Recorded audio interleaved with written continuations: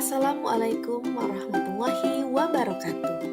Perkenalkan, saya Iis Ismi Alami, calon guru penggerak angkatan 9 dari Kota Serang, Banten. Di sini saya akan memaparkan tentang kesimpulan dan refleksi pemikiran Ki Hajar Dewantara pada modul 1.1.A8. Refleksi terhadap pemikiran Ki Hajar Dewantara. Yang pertama, apa yang saya percaya tentang siswa dan pembelajaran di kelas sebelum saya mempelajari modul 1.1. Yang kedua, apa yang berubah dari pemikiran dan perilaku saya setelah mempelajari modul ini. Dan yang ketiga, apa yang akan saya terapkan agar kelas saya mencerminkan pemikiran Ki Hajar Dewantara.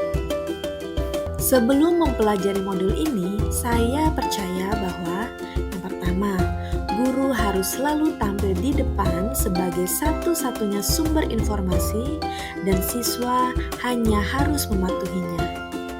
Yang kedua, proses belajar hanya dilakukan di dalam kelas dan parameter keberhasilan belajar diukur dari nilai ketuntasan minimal. Yang ketiga, menyamaratakan kemampuan siswa dan tidak memahami karakteristik mereka. Dan yang terakhir, yang keempat, mereka terbebani apabila siswa tidak memahami materi dan cenderung memberikan punishment. Sebelum mempelajari modul ini, saya percaya bahwa yang pertama, guru harus selalu tampil di depan sebagai satu-satunya sumber informasi dan siswa hanya harus mematuhinya. Yang kedua, proses belajar hanya dilakukan di dalam kelas dan parameter keberhasilan belajar diukur dari nilai ketuntasan minimal. Yang ketiga, menyamaratakan kemampuan siswa dan tidak memahami karakteristik mereka. Apa sih yang berubah dari pemikiran atau perilaku saya setelah saya mempelajari modul ini? Yaitu guru bukan satu-satunya sumber belajar, siswa dapat melakukan eksplorasi sumber belajar dan lingkungan sekitar. Lalu, proses belajar bukan hanya di dalam kelas, tapi dapat dilakukan di mana saja loh. Dan ketercapaian hasil belajar bukan saja diukur dari nilai KKM yang menekankan pada aspek kognitif, tetapi dapat juga kita lihat dari aspek psikomotorik dan juga afektifnya. Perubahan selanjutnya yaitu setiap anak memiliki kodrat atau karakteristiknya masing-masing. Menstandarisasi kemampuan siswa bukan hal yang bijaksana. Lalu, siswa bukan objek pembelajaran dan tugas guru adalah menuntun dan juga mengarahkan.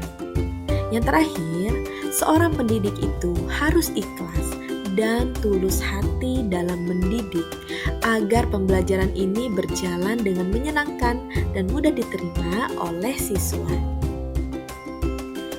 Apa yang segera saya terapkan lebih baik agar kelas saya mencerminkan pemikiran Ki Hajar Dewantara?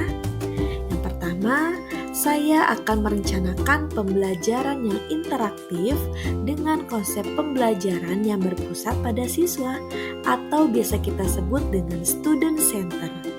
Yang kedua, akan menerapkan pembelajaran abad 21 yang mengintegrasikan seluruh aspek pembelajaran secara holistik yang mencakup kemampuan literasi, pengetahuan, keterampilan, dan sikap, serta penguasaan terhadap teknologi.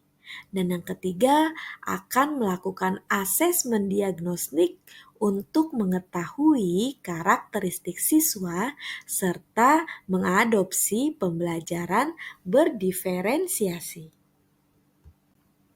Selanjutnya, yang keempat adalah akan mendekatkan diri dengan siswa, mengajar dengan ikhlas dan tulus hati agar pembelajaran berjalan menyenangkan dan mudah diterima oleh siswa.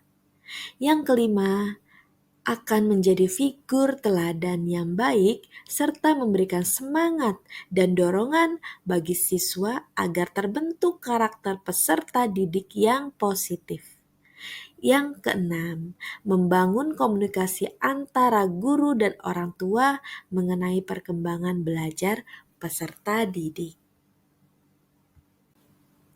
Baiklah, pada kesimpulannya, nilai-nilai pendidikan Ki Hajar Dewantara mengajarkan kita untuk menempatkan pendidik agar dapat menuntun siswanya, mengembangkan segala potensi atau bakatnya sesuai dengan kodratnya masing-masing, dengan menerapkan keseimbangan nilai kognitif, afektif, dan psikomotorik, serta mengedepankan sifat-sifat kepemimpinan. Terima kasih banyak. Sampai jumpa dalam pertemuan berikutnya.